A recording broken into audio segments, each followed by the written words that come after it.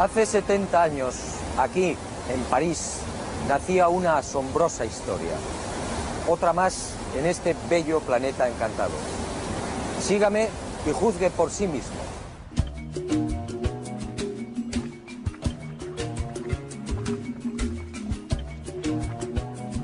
Al principio yo tampoco lo creí. Después, al investigar sobre el terreno, todo cambió. El hallazgo de los antropólogos franceses era cierto. Aquí en el corazón de Mali hace mucho tiempo sucedió algo que no tiene explicación racional. Unos seres desconocidos procedentes al parecer del espacio exterior establecieron contacto con una remota tribu.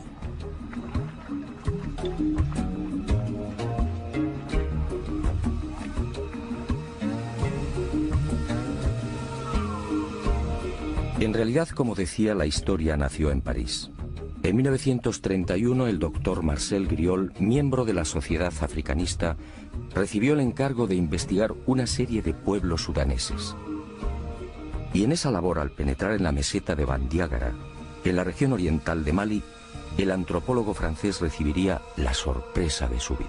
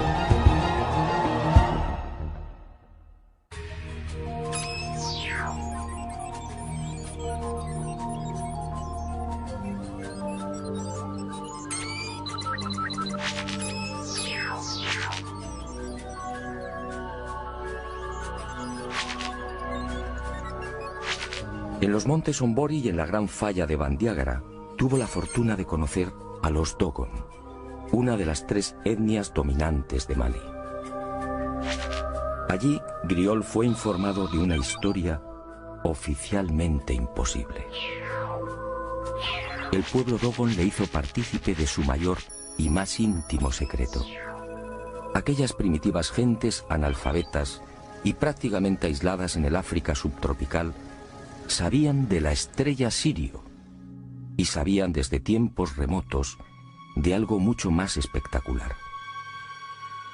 Conocían a la compañera de Sirio, lo que hoy llamamos Sirio B, y le proporcionaron detalles sobre órbitas, densidades y características de las mismas. Griol, fascinado, se hizo la gran pregunta: si los Dogon carecían de telescopios e instrumentos ópticos, ¿cómo podían saber de la existencia de Sirio B, una estrella invisible a los ojos humanos?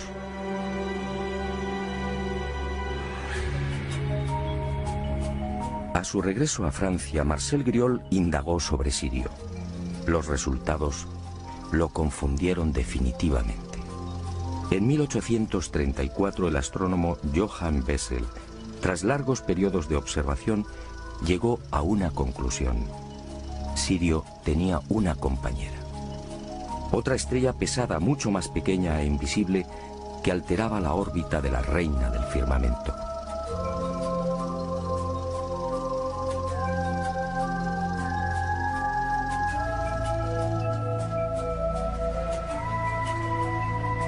En 1862, el norteamericano Alvan Clark consiguió distinguir un débil punto luminoso allí donde había señalado Bessel, y confirmó la existencia de un segundo astro, Sirio B. No se trataba, por tanto, de una estrella invisible, pero el brillo de Sirio A, de primera magnitud, eclipsaba prácticamente a la recién descubierta Sirio B. Después, a partir de 1915, llegaron otros descubrimientos. y se supo que Sirio B era una estrella increíblemente caliente, con una irradiación 3 veces superior a la de nuestro Sol. Y se conoció igualmente su diámetro, 42.000 kilómetros, es decir, apenas 3 veces el de la Tierra.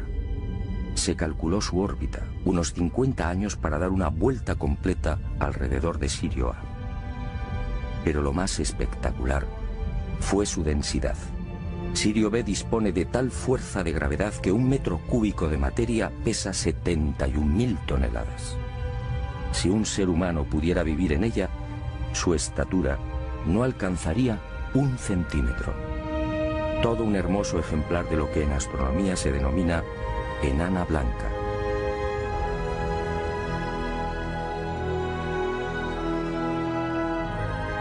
Años más tarde, en 1970, el astrónomo Irwin Lindenblum del Observatorio Naval Norteamericano en Washington conseguiría la primera fotografía de Sirio B. En ella, la enana blanca aparece como un tímido y casi insignificante punto blanco. A su lado, Sirio A, 10.000 veces más brillante.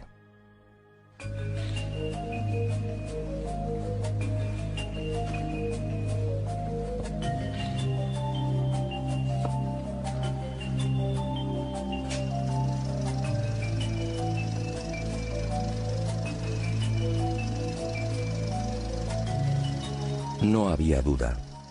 En 1931, cuando Griol supo por primera vez de la increíble cosmogonía Togon, Sirio B ni siquiera había sido fotografiada.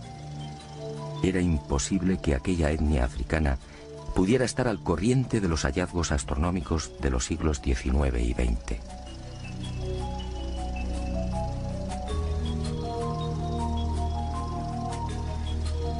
El impacto fue tal que en 1946 Griol regresó a Mali, esta vez acompañado por Germaine Dieterlen, etnóloga y secretaria de la Sociedad Africanista del Museo del Hombre de París. 4 años después, los investigadores franceses publicarían un dossier con sus averiguaciones. Aquel artículo, publicado en 1951 bajo el título Un sistema siriano en Sudán, pasó casi desapercibido. 21 años más tarde, en 1972, el destino puso en mis manos los trabajos de los antropólogos galos, y yo también quedé desconcertado y fascinado. Era preciso investigar de nuevo. Era preciso viajar a Mali.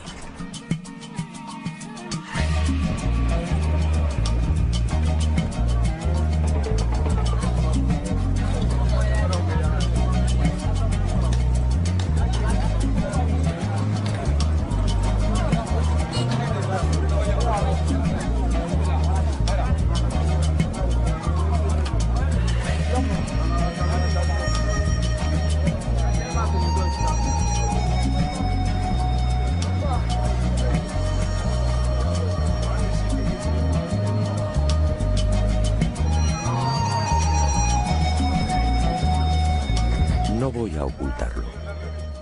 En Mali muy pocos conocen el secreto de los Dogon. Al principio, nada más pisar la bulliciosa Bamako e iniciar las pesquisas, me sentí decepcionado. Después comprendí. Este pueblo multirracial, alegre y hospitalario como pocos, tiene una preocupación más urgente: sobrevivir. De sus casi 10 millones de habitantes, 2/3 partes vive en la más extrema pobreza. En las aldeas, el salario medio mensual no llega a $50. En las ciudades, un funcionario puede ganar algo más, alrededor de 80.000 cefas, es decir, unos $80. El índice de analfabetismo roza el 73%. La mortalidad infantil, especialmente en las aldeas, supera el 60%, con una expectativa de vida de 35 a 40 años. La malaria, tuberculosis, meningitis, infecciones intestinales y oculares, entre otras patologías, afectan al 80% de la población. El tracoma, por ejemplo, ha provocado miles de ciegos, algo que podría evitarse con unas simples gotas.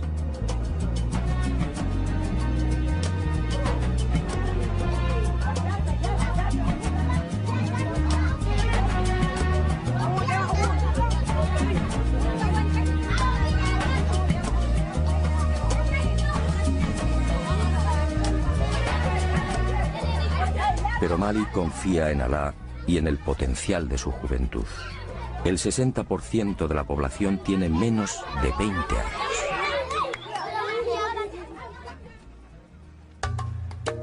No había tiempo que perder.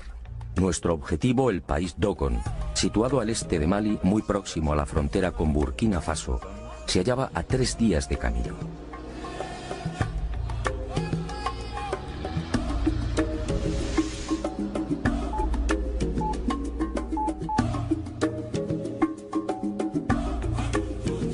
La temporada de lluvias tocaba a su fin, pero no debíamos confiarnos. Los caminos, siempre difíciles en Mali, podían convertirse en torrenteras o cenagales de la noche a la mañana. No importaba. Como tampoco importó la dureza de las altas temperaturas, casi 40 grados Celsius al amanecer, o la humedad sofocante y estranguladora, con picos de un 90%. Ardía en deseos de llegar a la gran falla de Bandiagara e interrogar a los Dogon. Algo me decía que la historia narrada por Griol era solo una parte de la verdad. Y el destino, una vez más, fue benevolente con este aventurero. Nuestro singular objetivo exigía también un guía no menos especial y capacitado. Y en nuestro camino apareció Lassane Congo, un joven de la tribu de los Mosi, un veterano rastreador de leones en su país natal, Burkina Faso. Un descendiente de guerreros que a los 4 años se sometió al Wui, la prueba del dolor, permitiendo que un cuchillo abriera su rostro.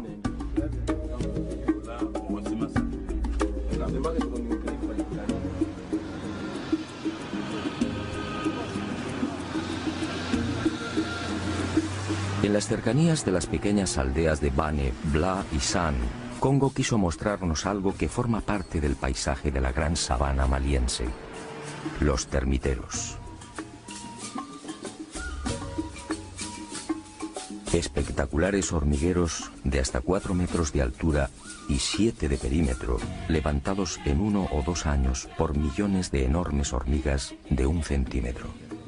Hormigas especialmente feroces, de cabeza roja, que deben ser decapitadas si hacen presa.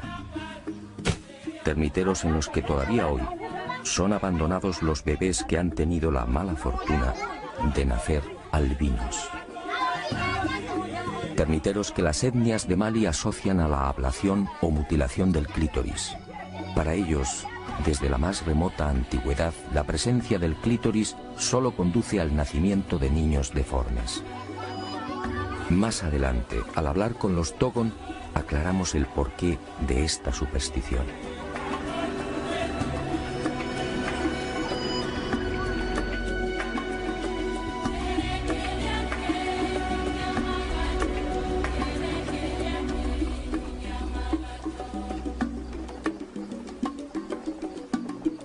Poco después, el territorio Bobo, otra etnia que suma 150.000 individuos.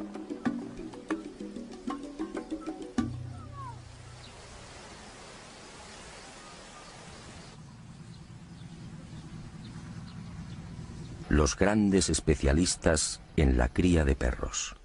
Un pueblo caníbal que sigue practicando el ritual de comer carne humana.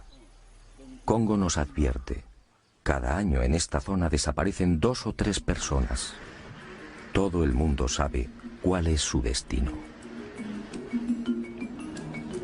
Madou Dembélé es el patriarca de Mbé-Dougou, un mísero puñado de chozas de barro y paja. Aquí, como en el resto de las aldeas de Mali, no existe agua corriente, teléfono o luz eléctrica. Dembélé tiene 4 mujeres, el máximo permitido por el Corán. Algunas no alcanzan los 20 años. En Mali el 95% de las mujeres están casadas. Entre los hombres, en cambio, ese porcentaje no llega al 67%. La desproporción se debe a la poligamia.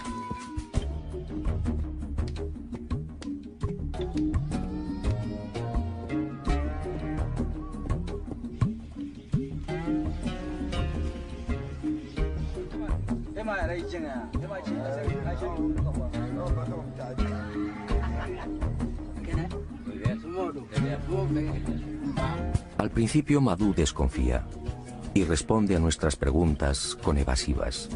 Somos blancos, es decir, diablos. Mañana, según él, podemos regresar con soldados y aniquilarlos. Congo sabiamente lo tranquiliza. Aprovechamos para aliviar la conjuntivitis de algunos de los niños y Dembele termina comprendiendo que somos gente de paz. Nos muestra la aldea y se despide con una frase sagrada para los Bubu. Alá ki bombosi yanga ki kusingiye. Que Dios permita que te crezca la barba.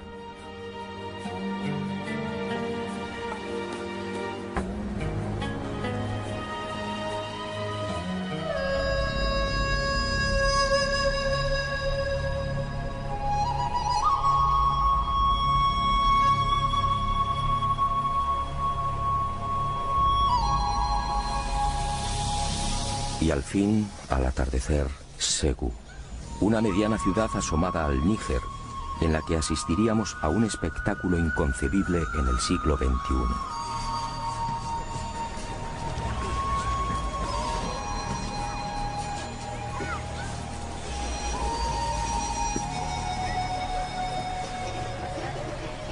Cuando Congo me explicó sinceramente, no le creí. ¿Esclavos en el siglo XXI? Así era. Allí en las afueras de Ségou malviven los Bela, los últimos esclavos del planeta. Mejor dicho, esclavos recién liberados por sus dueños y señores, los tuaregs. Otros muchos, alrededor de 300.000, permanecen en la esclavitud en las zonas desérticas de Mali, en Níger y en el sur de Libia y Argelia. Son los parias de los parias, los apestados. No reciben dinero, solo la comida y el honor de servir a los señores del desierto. Hoy, los Bela libres apenas suman un 3% de la etnia. El resto deambula con los tuareg de pozo en pozo y de oasis en oasis.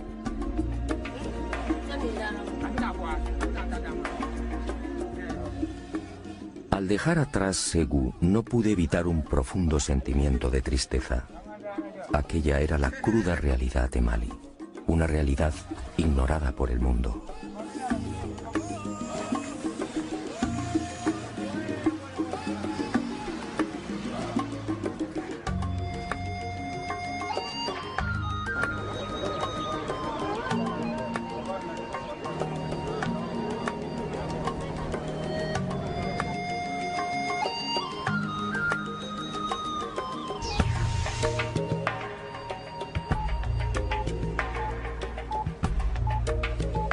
Pero la llegada a Yené, la ciudad más antigua del África subsahariana, me hizo olvidar de momento la angustiosa situación de los malienses.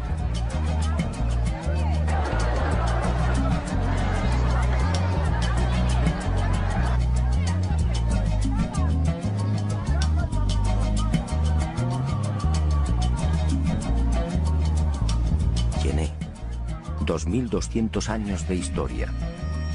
El punto de reunión por excelencia de la mayor parte de las etnias de Mali. Aquí cada lunes, en el gran mercado se concentran miles de bambara, bobos, boyas, songais, yermas, dogon, peuls, malinquens, mandingas y un interminable etcétera. Aquí comercian y se relacionan, aquí se pactan matrimonios, aquí bajo un viento abrasador se pasean tuaregs con su séquito de esclavos. Aquí los maridos permiten que sus mujeres exhiban el oro que los acredita como hombres ricos. Aquí, solo las mujeres que se saben bellas pueden lucir un anillo de oro en la nariz. Aquí se hablan 50 dialectos.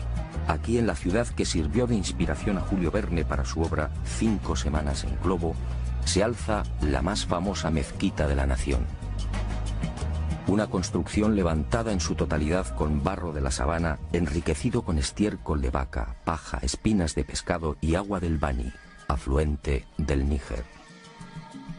Un monumento ocre y severo que debe ser remodelado cada año al concluir las lluvias.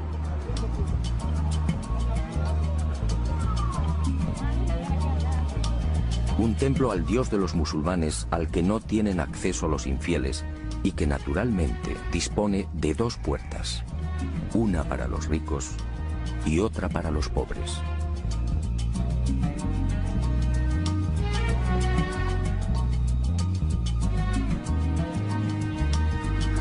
Yené, una ciudad en la que los maestros coránicos enseñan a los niños en plena calle, suras sagradas en la mano derecha y una fusta en la izquierda.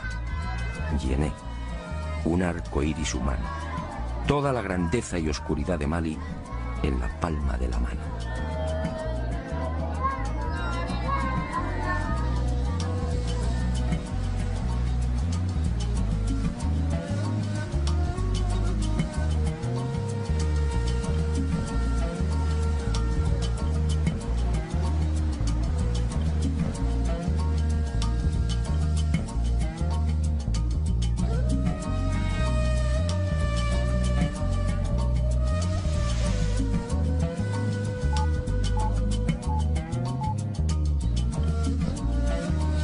Finalmente nuestro objetivo, el país Dogon, un gigantesco acantilado de 200 kilómetros,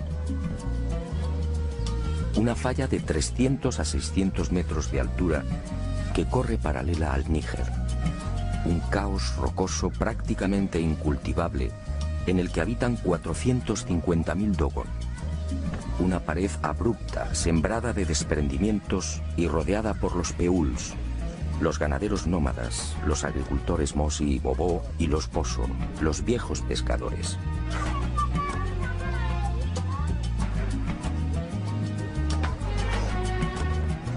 Un país en miniatura que disfruta de un especial microclima.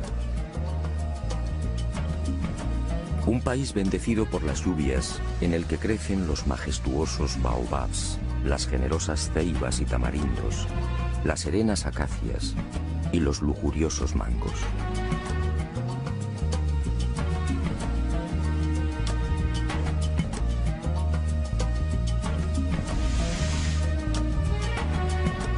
¿Por dónde empezar?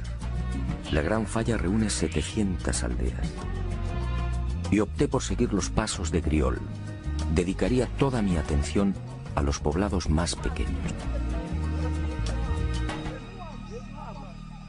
El aspecto del Dogon resulta inconfundible. La etnia se distingue por dos tipos básicos. El alto y musculoso muy próximo al modelo sudanés, de cabeza y ojos redondos y nariz grande. Y el más pequeño y numeroso.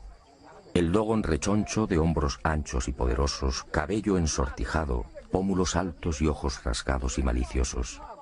Su lámina es la de un campesino. En ocasiones, una perilla acentúa su aspecto mongol. Su caminar es tranquilo e irregular, algo cansino, pero en las paredes rocosas se mueve con extraordinaria agilidad. Son afables, prudentes, desconfiados a veces y siempre seguros de sí mismos. Las mujeres, la mayoría de menguada estatura, lucen un talle arqueado, consecuencia de las permanentes cargas que transportan sobre las cabezas. Son alegres, parlanchinas y siempre sumisas al varón. En nuestra historia apenas tienen protagonismo. Una de las cuestiones a resolver era clarificar el origen de estas gentes. ¿Son autóctonos o llegaron quizás de otras latitudes? Y sobre todo, ¿dónde se produjo el espectacular encuentro con esas criaturas del espacio?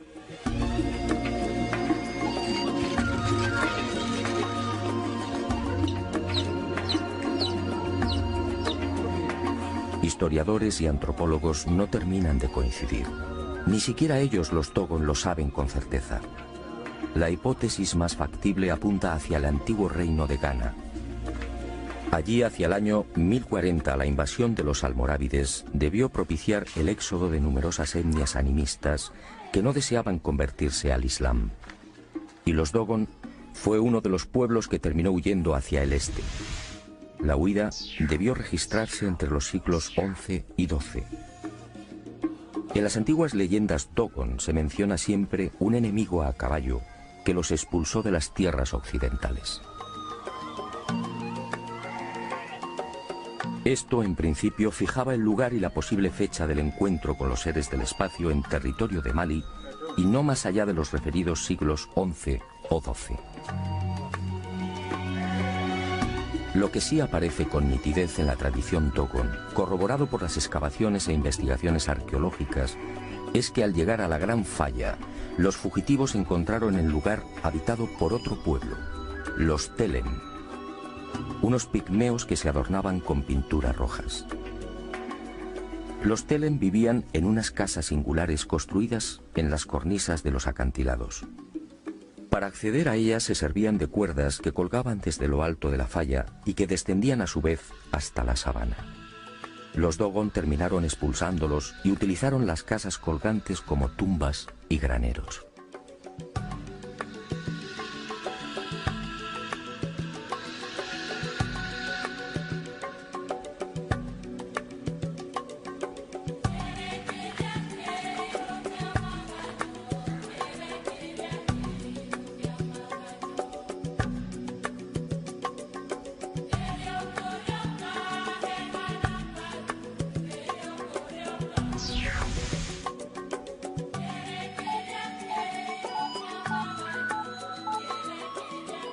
Y llegó el gran día, mi primer contacto con uno de los ancianos y depositario del secreto de los Dogon, Pangalé Dolo, vecino de Sanga y nieto de Ogotemeli, el cazador ciego que informó durante años a Marcel Griol. En realidad, mis temores eran infundados. Tanto en los escritos de Griol como en los relatos de otros especialistas, pude observar cómo los antropólogos hacían especial énfasis en las grandes dificultades a la hora de obtener información por parte de los Dogon. Todos hablaban de un cerrado secretismo, un conocimiento iniciático que era transmitido después de una minuciosa selección del aspirante. Para mi sorpresa, como digo, tanto el anciano Pangalé como el resto de los sabios con los que conversé no expresaron contrariedad alguna ante mis deseos de conocer los detalles de aquel misterioso encuentro. Todo lo contrario. Y conforme fui profundizando en la asombrosa historia, aquel viejo presentimiento cobró fuerza. Griol y Dieterlen solo contaron una parte de la verdad.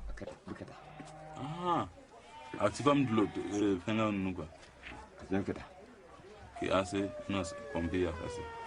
No es como los que eran convertidos.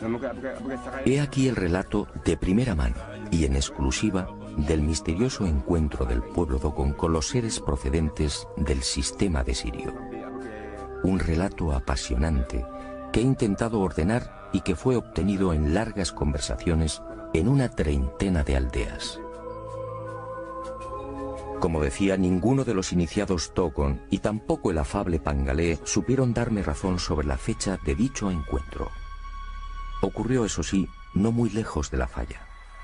La mayoría de mis informadores señaló el lago Debo, al noroeste de Bandiagra, como el lugar más probable. Al principio y a plena luz del día apareció una estrella. Pangalé la llama Ie Pelu Tolo, la estrella de la 10ª luna.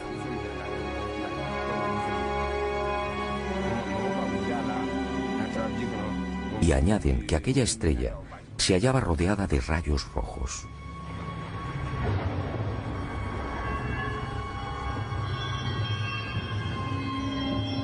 Y de aquella singular estrella vieron surgir un objeto circular, gigantesco, que giraba sobre sí mismo. Pero al llegar al suelo, cambió de forma y se transformó en una especie de cesta con una base cuadrada y una abertura circular en lo alto. El arca, al posarse en la tierra del zorro, levantó una gran polvareda. Y los animales huyeron, y también los seres humanos.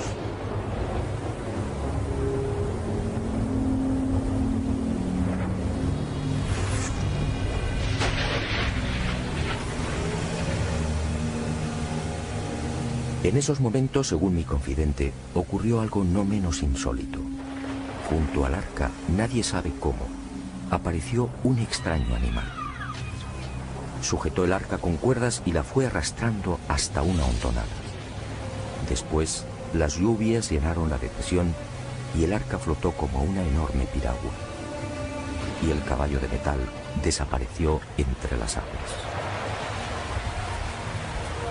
Después de 30 años en la investigación del fenómeno ovni, El testimonio de Pangalé resulta fácil de interpretar. Aquel pueblo hace 1000 años fue testigo de la aparición a plena luz del día de una nave que permaneció inmóvil sobre el lugar, lo que hoy llamamos nave nodriza o portadora. Así lo contaron y así lo dibujaron.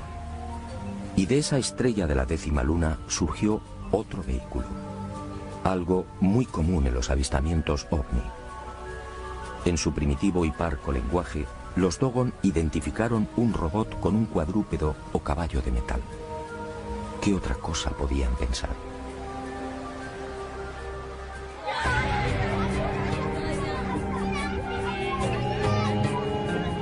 Pero la llegada del arca originó un primer problema.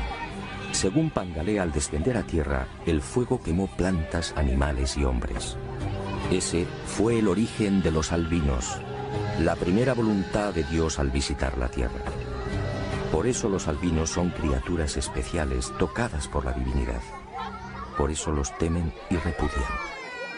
Por eso los abandonan al pie de los termiteros nada más nacer.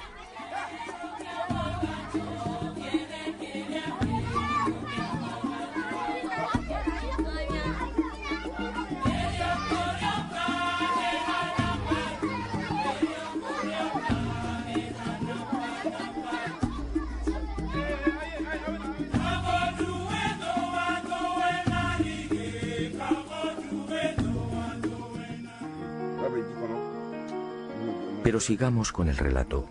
Un relato que obviamente se vio limitado por la carencia de palabras y conceptos. Aunque resulte increíble, hoy los Dogon no tienen conciencia de la llamada carrera espacial. No saben qué es un robot y mucho menos una nave no humana. Pangalé entonces explicó que según sus antepasados, del arca salieron los dioses.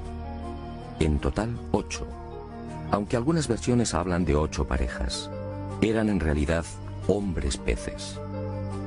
La cabeza y el tronco parecidos a los del hombre y el resto de cintura hacia abajo similar a la cola de un gran pez. Tenían 40 dientes, todos puntiagudos, carecían de orejas y para escuchar colocaban sus manos palmeadas en forma de bocina sobre unos minúsculos orificios laterales. Los ojos eran rojos y en el cuello lucían arrugas similares a un collar. Solo disponían de 3 dedos y los dioses vivían en el agua. Desde entonces estos seres recibieron el nombre de Onomo o el gnomo del estanque. Pero por miedo y respeto los Dogon decidieron no pronunciar ese nombre y los designaron como Di-Tiji, dueño o señor del agua. Insistí una y otra vez en el aspecto físico de los gnomos, y Pangalé, paciente y firme, replicó siempre con las mismas palabras. Hombres peces.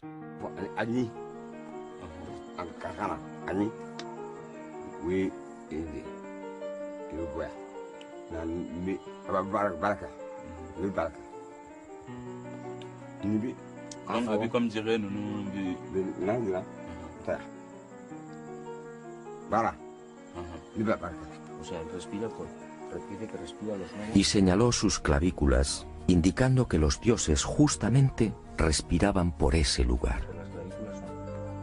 Sí, también. Vi respiración que niña va bien niña.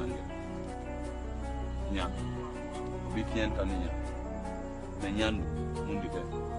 Sebo.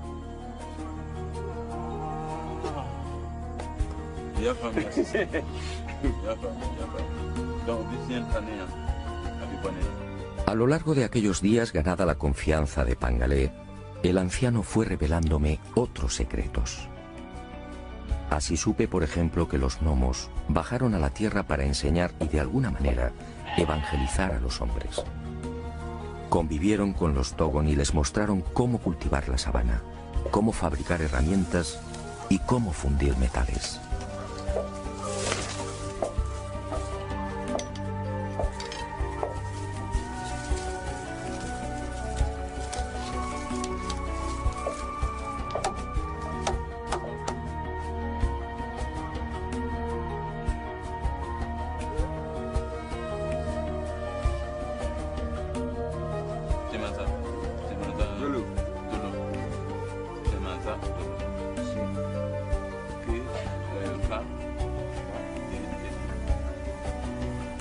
Pero no todo fue una bendición. Según Pangalé y el resto de mis informadores, aquellos seres capturaban a los humanos y los mataban. Y lo hacían de una forma muy peculiar. Introducían una lengua bífida por la nariz de la víctima, extrayéndole la sangre. El pánico de los Dogon llegó a tal punto que al ver descender las arcas se escondían en bosques y aldeas, no acercándose jamás a ríos o lagos. Extracción de sangre. Aquello me recordó otros sucesos similares acaecidos en nuestros días, pero con animales. Griol, en efecto, no había contado toda la verdad. Y Pangalé reveló algo que me dejó perplejo. Los gnomos continuaban bajando a la tierra. Los había visto hacía 3 lluvias. Tenían un cabello largo hasta la cintura y la mitad inferior como la cola de un pez. Se movían sin dificultad, sin tocar el suelo. Otros Dogon en otras aldeas me facilitaron idénticos testimonios.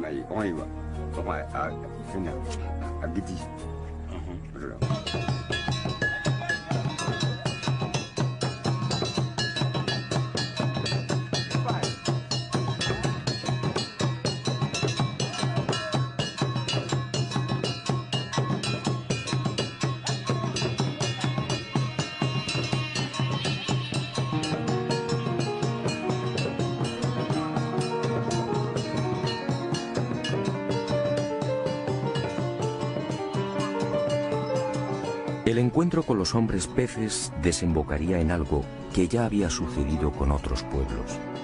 De aquel contacto nacería toda una liturgia y una nueva concepción de la vida.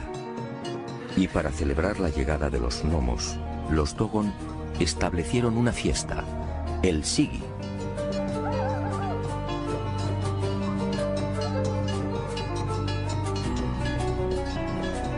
Un ritual en el que se baila frenéticamente durante 3 o 5 días, en el que se bebe cerveza de mijo y en el que se exhiben hasta 28 tipos de máscaras, todas ellas alusivas a los dioses. Algunas de hasta 3 metros de longitud representan los movimientos del arca en su descenso. Otras, como la Kanaga, encierran diferentes interpretaciones según las tribus. Para algunas recuerdan el signo que lucía el arca en su panza, un símbolo bien conocido en nuestros días por los investigadores de ovnis. Para otras, esa H es el vínculo que une a los vivos con los muertos.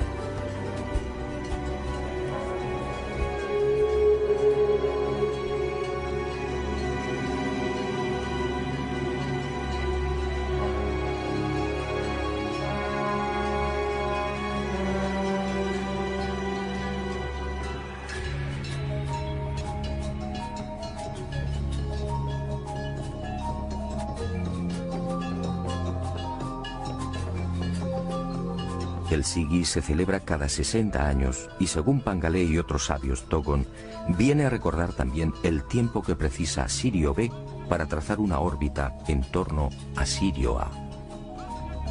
Una enseñanza recibida igualmente de los gnomos. Y en las secretas tradiciones Dogon se habla también de una tercera estrella que gira igualmente en torno a Sirio A. La llaman Emmeya, el sol de las mujeres. Lo increíble es que Emmeya, o Sirio C, fue descubierta por los astrónomos en 1995.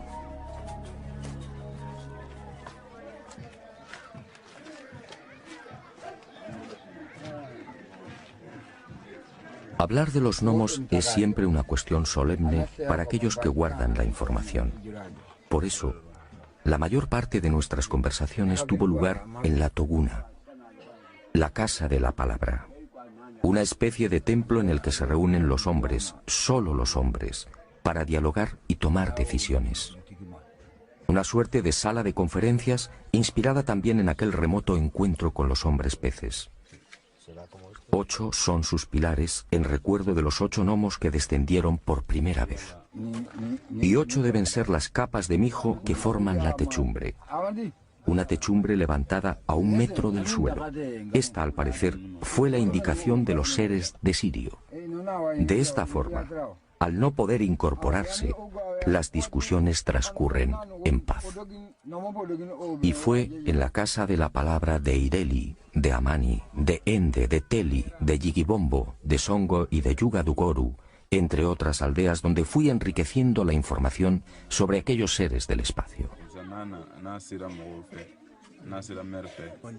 Los ancianos, complacidos por el interés de aquel extranjero, respondieron sin reservas a todas mis cuestiones, y quedé nuevamente desconcertado ante la sabiduría de aquel pueblo. Los gnomos, al parecer, les enseñaron otras muchas cosas. Les enseñaron que hay otros mundos también habitados. Nosotros, por ejemplo, nos hallamos en la 4ª tierra. En la 3ª viven los hombres con cuernos. En la 5ª, los hombres con cola. En la 6ª tierra, los hombres alados. Los Dogon conocen la estructura en espiral de la Vía Láctea y hablan de 1000 millones de sistemas solares semejantes al nuestro. Conocen los 4 satélites interiores de Júpiter. Me hablaron de Saturno y de sus anillos. Dicen que Venus al principio era rojo. Describen a la perfección los movimientos de rotación y traslación de la Tierra. Los gnomos les enseñaron que la Tierra necesita 12 meses para completar esa órbita. Y de ahí tomaron su calendario. Saben que el Sol se consume y que la Luna es un cuerpo muerto. Y desde hace 1000 años tienen conocimiento del aparato circulatorio humano. ¿Cómo podía ser? La circulación de la sangre fue descrita por Miguel Servet en 1546.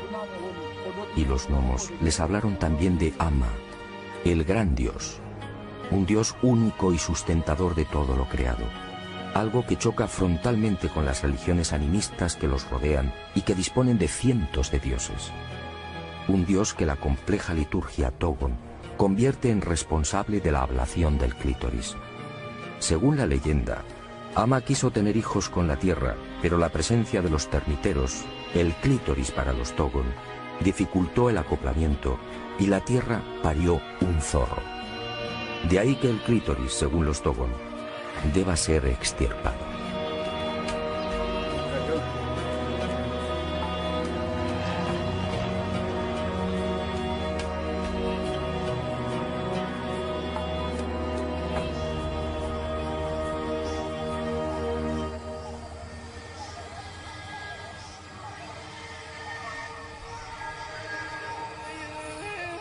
Tras 2 horas de dura ascensión alcanzamos la cumbre del Sinaí Dogon.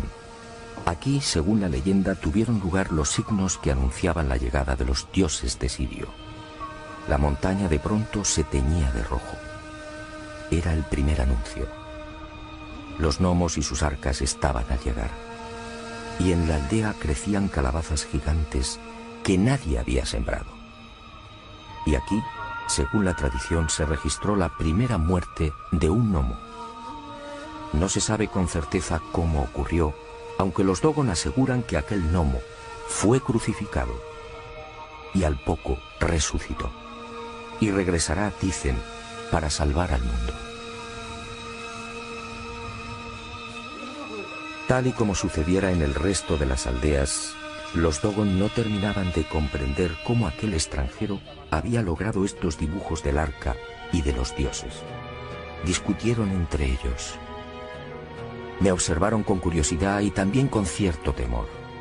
Finalmente, tras reconocer que en efecto se trataba de los gnomos, sentenciaron: Tú solo puedes ser un misionero de los dioses. Solo ellos pueden haberte dado sus retratos. Esta ingenua creencia, no lo niego, me benefició. Y sus corazones se abrieron un poco más. Y supe que los gnomos, al salir del agua, tenían el poder de transformarse. Dejaban de ser hombres peces y aparecían como humanos, pero muy hermosos. Fue así como lograron mezclarse con los Dogon. Fue así como los adoctrinaron y fue así como bebieron la sangre de las víctimas.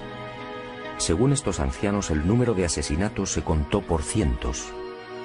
Siempre bajaban con las lluvias. Siempre por el arco iris.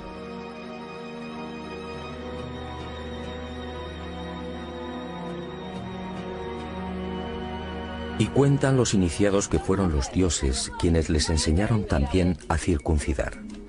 Y el pueblo Dogon escogió la aldea de Songo para este ceremonial sagrado.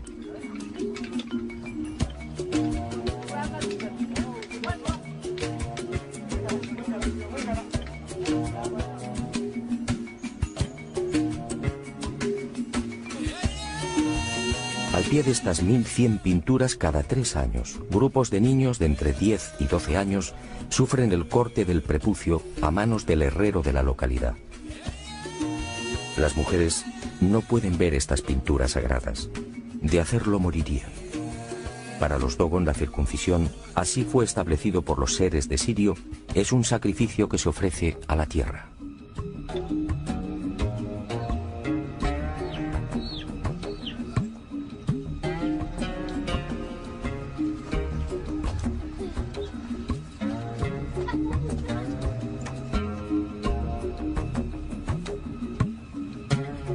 Nuestra visita al país Dogon no podía concluir sin una conversación con el hombre santo por excelencia, el Ogón, una mezcla de hechicero, médico y guía espiritual. El Dogon más respetado y temido. Vive solo, jamás se lava. El aseo corre a cargo de una serpiente que humedece su cuerpo con la lengua bífida. Una joven virgen que no haya alcanzado la menstruación es la encargada de cocinar para él. Solo baja a la aldea cuando debe tomar grandes decisiones. Es el responsable de las lluvias y de las buenas cosechas. El Ogón es otro de los grandes depositarios de la cosmogonía nacida del encuentro con los gnomos. Después de múltiples gestiones, Aregin Do, de 75 años, accedió a entrevistarse con aquel extranjero. Los rumores sobre el extraño misionero de los dioses que portaba imágenes del arca y de los gnomos no tardaron en propagarse por las aldeas, llegando también a oídos del Ogón de Ende. Y una tras otra, fue confirmando las noticias proporcionadas por el resto de los sabios y ancianos. Y añadió algo más. Él, como Pangalé Tolo, también había visto a los dioses. Fue antes de las últimas lluvias y en un lago próximo a la aldea de Soningue. Al preguntar por el origen de aquel título, el de Ogón, Are me suministró otra información que tampoco fue reseñada por Griol. Según él, al descender a la tierra, los gnomos seleccionaron a los hombres más sabios y prudentes. Y los llevaron al arca. Allí permanecieron 3 meses. Y al regresar a las aldeas, lo hicieron como superhombres. Desde entonces, solo el que ha visto a un gnomo puede ser Ogón. No pude evitarlo. Eché mano de las fotografías de ovnis que había llevado a Mali y se las mostré. El Ogón las observó perplejo. Sus palabras fueron rotundas. Estas son las arcas de los dioses. Si tú las tienes, es porque tú eres un Ogón.